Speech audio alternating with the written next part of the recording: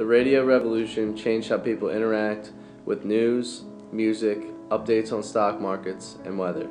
In the mid-1920s, a major portion of the radio stations were operated by nonprofit organizations, colleges, and universities. There were three significant impacts the radio had on the 1920s: the new technology, social impact, and the idea of advertising. World War I was commonly known as the war that ended all wars, which finally came to an end in 1918.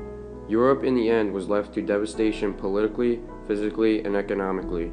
The war became one of the most destructive wars in Europe prior to the 1920s, leaving them in ruin, but not the United States. The United States was really unharmed due to the fact that the war was not fought in America. Of the many reasons for America's prosperity, technology played one of the most vital parts in bringing the great economic and cultural prosperity that America experienced during the 1920s.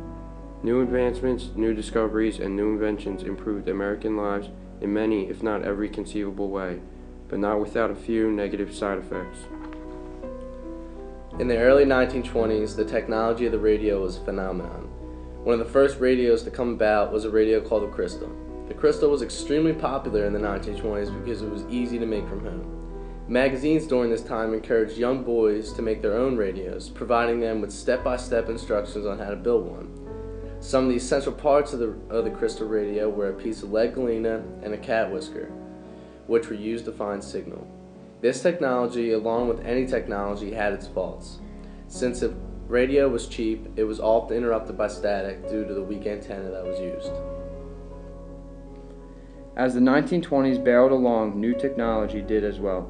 In 1922, a man named Edwin Armstrong became very apparent in the developing of the radio. Some say that he was the most prolific and influential inventor in radio history. Before 1922, he invented the regenerative circuit while he was an undergraduate and patented it in 1914. The regenerative circuit allows an electronic signal to be amplified many times by the same vacuum tube or other active component such as a field effect transmitter.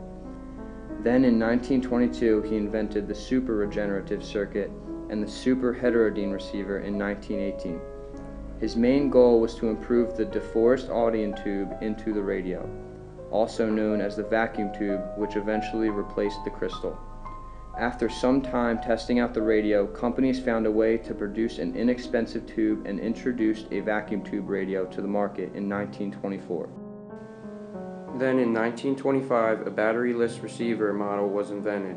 In the 20s, it was typical for radios to be battery operated and have 3 dials and 5 identical tubes. The move to battery-powered radios resulted in an enormous upsurge in public popularity of the radio.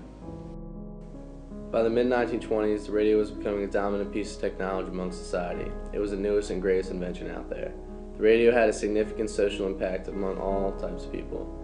During the evenings, everyone, no matter where their location was in America, gathered around the radio for an hour. People listened to things such as baseball games, shows, dramas, live music, and political addresses. President Roosevelt was the first president to use the radio to address the public directly. He addressed the people during the Great Depression to give people hope, saying that the American people prevailed through the tough times. The radio was a new way to share ideas and inform people on what is happening around the United States through politics, sports, and music. There were a plethora of positives that go along with the social impact of the radio. But just as any new technology, there was negative side effects of the radio. For example, those who spent a lot of time listening to the radio became very idealistic, and some even experienced difficulties discerning reality from radio reality. As Stevenson quoted, "The hobby of radio listening encouraged a tendency, a feeling that one's country and oneself were exempt from unpleasant consequences," which demonstrated that people of the 1920s only saw the good in life and were ignorant of the bad. Radio advertisements quickly followed the outburst of radio popularity, and according to Stevenson, radio advertising did not help the American public to become more open-minded.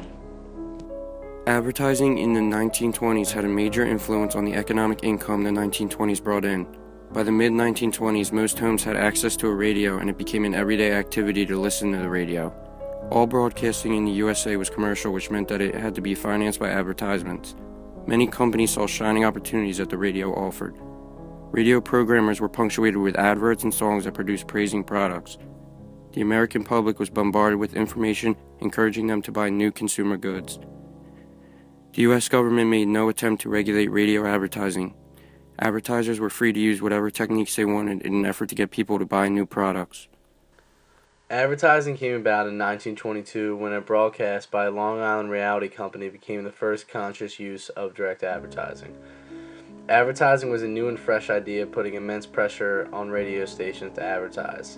Then in 1923, the American Society of Composers and Publishers began demanding a performance fee anytime ASCAP copyrighted music performed on the radio, either live or on the record.